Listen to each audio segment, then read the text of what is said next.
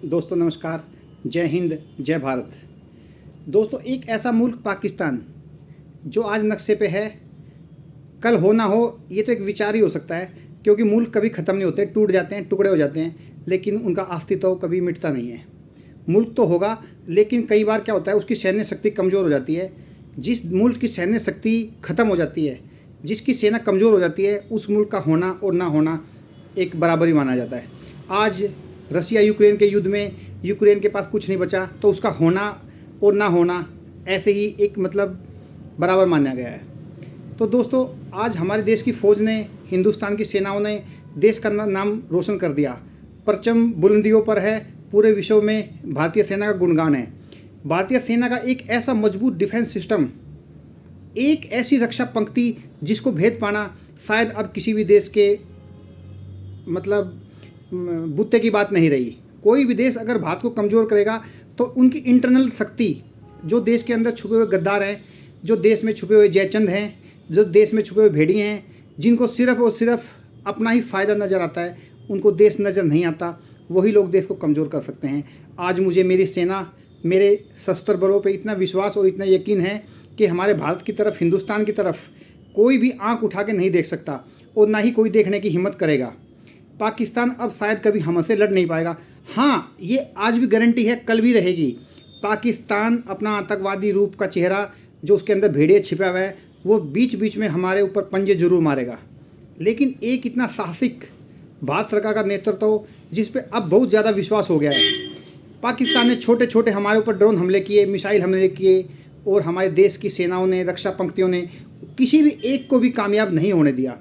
और जब हमारे विश्वास का सबर टूटने लगा, तो भारतीय सेनाओं ने एक हमारा ब्रह्मास्त्र, ब्रह्मोस मिसाइल, जो ब्रह्मपुत्र नदी के नाम से बनी गई है, रूसी उसमें रूसी देश की उसमें भूमिका है, ब्रह्मोस का इस्तेमाल किया। और ब्रह्मोस ने क्या काम किया? ब्रह्मोस ने पाकिस्तान के न्यूक्लियर अड्डे पर ही अटैक कर दिया। ये जो न्यूक्लियर बम होता है ना, ये कहीं ओपन या बाहर ऐसे में नहीं रखा जाता, ये शायद ज़मीन के 40 से 50 फीट नीचे रखे जाते हैं, ये बंकरों में छिपाए जाते हैं। भारतीय ब्रह्मोस ने उसको भेद दिया, उस बंकर को तोड़ दिया है। और शायद जहाँ तक अब हर एक देश के विशेषज्ञ बोल रहे हैं, वहाँ पे न्यूक्लियर रिसाव हो चुका है। आधा पाकिस्तान तो उस न्यूक्लियर रिसाव से ही ख़त्म हो जाएगा। यही एक वजह थी न्यूक्लियर रिसाव होने की, जिसकी वजह से पाकिस्तान हर एक देश में गया, हर एक देश के हाथ पैर जोड़े गए। सऊदी अरब, इजिप्ट, मिस्र, अमेरिका, चाइना, सबको साथ में लिया गया और भारत के ऊपर दबाव बनाया गया सीज फायर का। भारत सरकार को पता चल चुका था पाकिस्तान ख़त्म होने के कगार पर है, सांप आधा मर चुका है, तो भारत ने सीज फायर करना ही उचित समझा।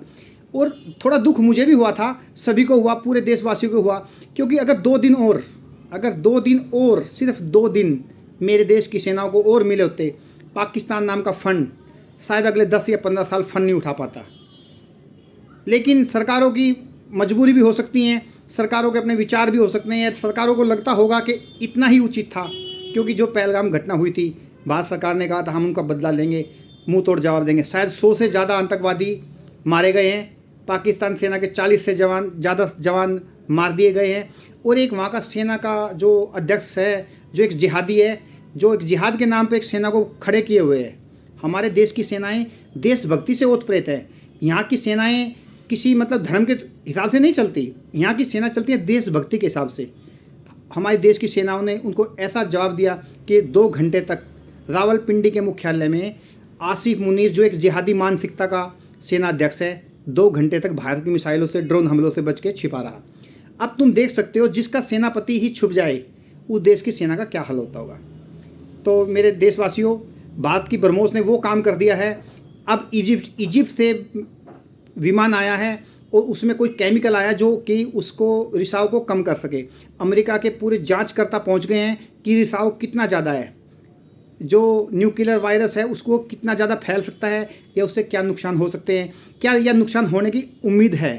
भारत सरकार शांत होकर बैठ गई है, लेकिन मोदी सरकार ने एक बार फिर कहा है, ऑपरेशन सिंदूर ख़त्म नहीं हुआ।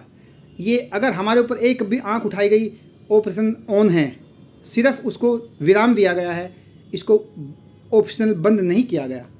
तो मेरे देशवासियों, मुझे भी थोड़ी एक बार लगा था कि मैं गुस्सा भी आता है जब हमारी सेनाएं इतना काम करती है, बच्चे शहीद हो जाते हैं, उनके तिरंगे में लिपट के शरीर उनके घर आते हैं, वो शोक परिवार, वो दुख, वो देशभक्ति महसूस कर सकता है। और कहने को तो कोई कुछ भी बोल सकता है, सोशल मीडिया का ज़माना है, लेकिन मेरे देश की सेनाओं ने वो काम किया है। हम तो क्या, आने वाली पुश्तें सल्यूट करते हैं अपने देश की सेनाओं को, और हम गर्व करते हैं अपने भारत की सेनाओं पे। हम एक ऐसे देश में पैदा हुए, हम एक ऐसे देश में पैदा हुए जहाँ के सैनिक, जहाँ का बच्चा बच्चा, जहाँ का घर घर में एक सैनिक, हर घर में एक सैनिक अपनी मातृभूमि की रक्षा करने के लिए तैयार बैठा है। जननी जने तो भक्त जने, या दाता या सूर, ना तो जननी बांझरे, काहे गवाए नूर। जय हिंद, जय भारत।